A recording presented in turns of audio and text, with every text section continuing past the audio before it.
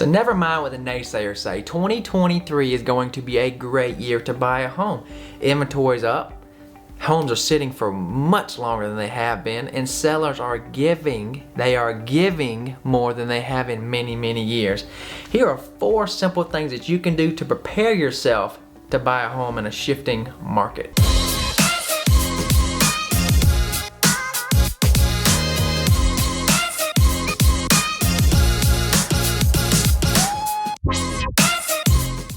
I'm Colin Harrison. I'm a realtor in the North Augusta, South Carolina, Augusta, Georgia area. Make sure to like this video, hit the bell icon so you never miss a thing, and subscribe to our channel. So in large part due to the federal interest rates being raised, a lot of buyers are licking their wounds and they feel like they've been priced out of the homes that they were looking at, or maybe they're sitting on the sidelines just afraid, waiting for prices to come down, waiting for everything to crash.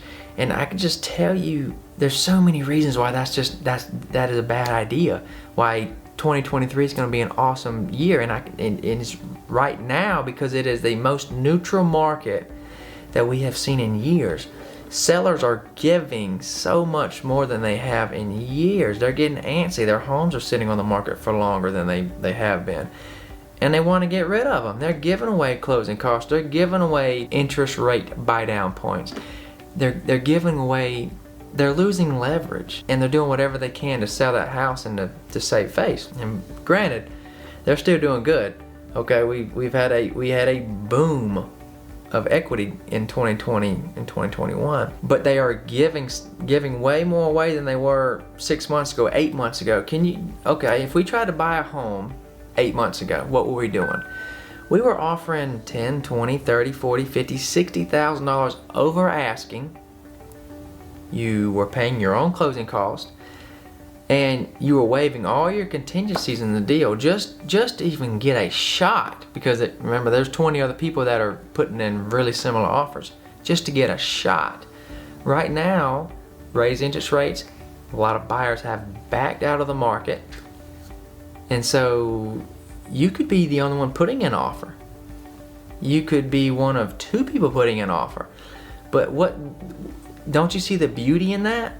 The beauty in now versus then with less competition. You could offer a little bit below asking. You could ask for your closing costs. You could ask for interest rate buy down points. You could ask for these things, and with the right agent, there's a good chance you're gonna get it. With the right guy negotiating for you, or gal, there's a good chance that you're gonna get what you want in this market right now. Before you start the actual search process, I highly suggest you speak with a lender.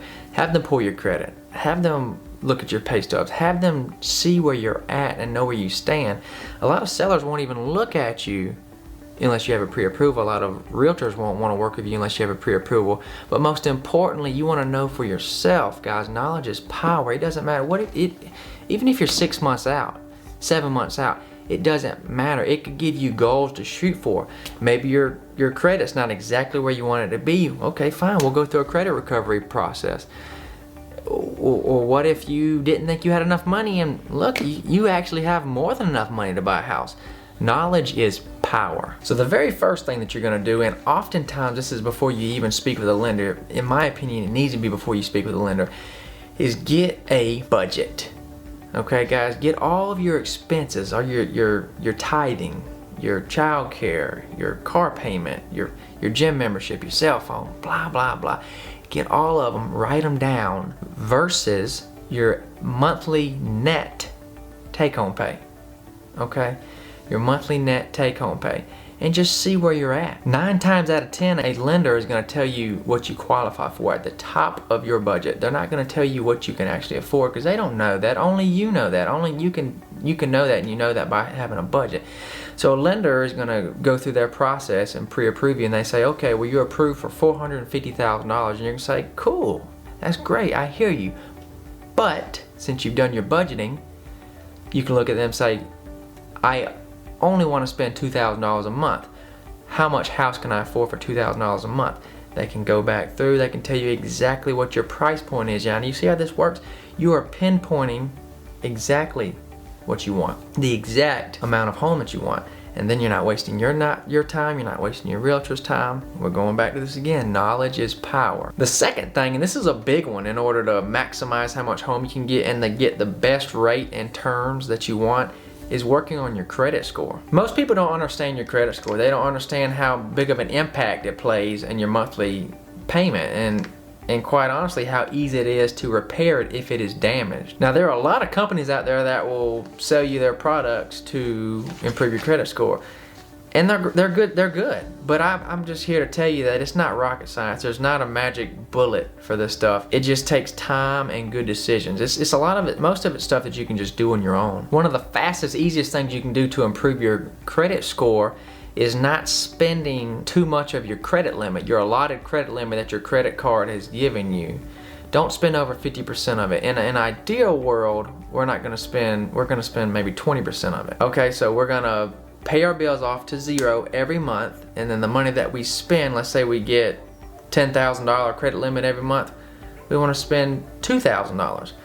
And if we've cut everything and we still can't save enough money, then the next thing you're going to want to do is call your credit card company and see if they can give you a credit limit addition, give you more credit, and just see what happens. It's a free call, and it may work out for you. But like these things, sometimes they don't work, and if it doesn't work, no big deal. Another good thing is to get added as an authorized user on a family member's card that has good credit and does not spend a lot of their credit limit. As long as that card is in good standing and it's paid off every month, that card will go on your credit report and it will yield positive results. Or maybe you're a Dave Ramsey fan, and that's cool, that's no big deal. The credit cards are the devil type thing, credit cards are evil. That's fine, but just know that when you go to buy a house, it could negatively affect your chances of getting a home.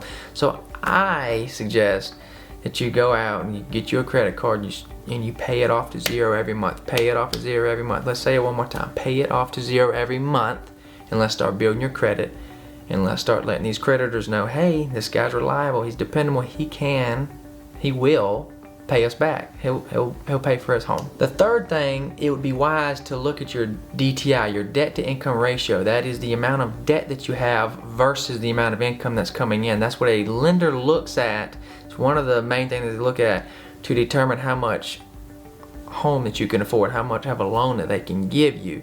So if your debt is kind of out of whack with your income coming in, I would write all that down, just like we did with our budgeting, and just try to really get aggressive with that and try to figure out what debt that we can just tackle. And if it's student loans, if that's your big debt, call your student loan company and see if you can get a consolidation loan or a income-based repayment plan to see if you can lower your monthly payment every month. Or maybe it's your credit cards, or maybe it's your car payment, or whatever it is. That's a lender question. Get with your lender, let them know, or let them tell you what their hang-ups are, and that's when you get aggressive, and that's where you really tackle that debt and buy a house. And finally, here's a little bonus.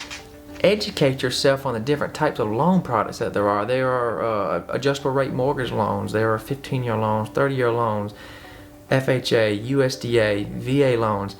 Find out what works for you, because some of them have limitations, and some of them you can use, some of them you can't. Some of them you have to have higher credit scores. Some of them you have to have lower. Some of them lower credit scores work. Some of them, if you have a high DTI, debt to income ratio, maybe a USDA would be better for you. Maybe you don't mind living on the outskirts of town, right outside city limits. A USDA would be perfect for you. That's a 100% financed loan.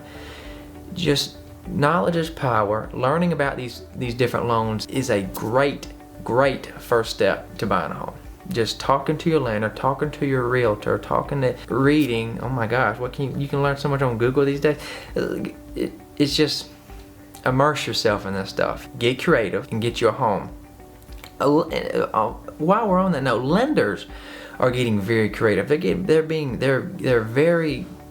trying to get as competitive as possible because they're not doing refinances anymore. You see, we lived in a world from 2010 to 2019-ish where, they were giving out 6, 5, 4. So people you got a 6% interest rate, you refinance it to a 4% interest rate. You kept refinancing down to get a lower monthly payment. Well, we just left a market early last year where we were in the twos, guys, in the twos. Those days aren't coming back. So these lenders that gave out all these 2% loans, they're not refinancing for a while because nobody's giving up that 2% loan to go to a 6%, 7%, 8% loan. So they're having to get creative with what they have. Their new business loans are having to get creative. All their new business, okay?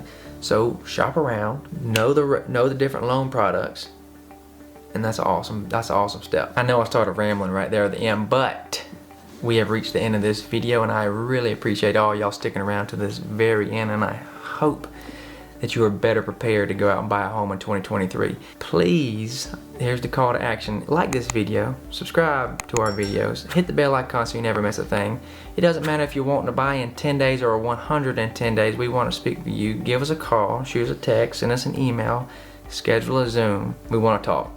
All right, guys, love you.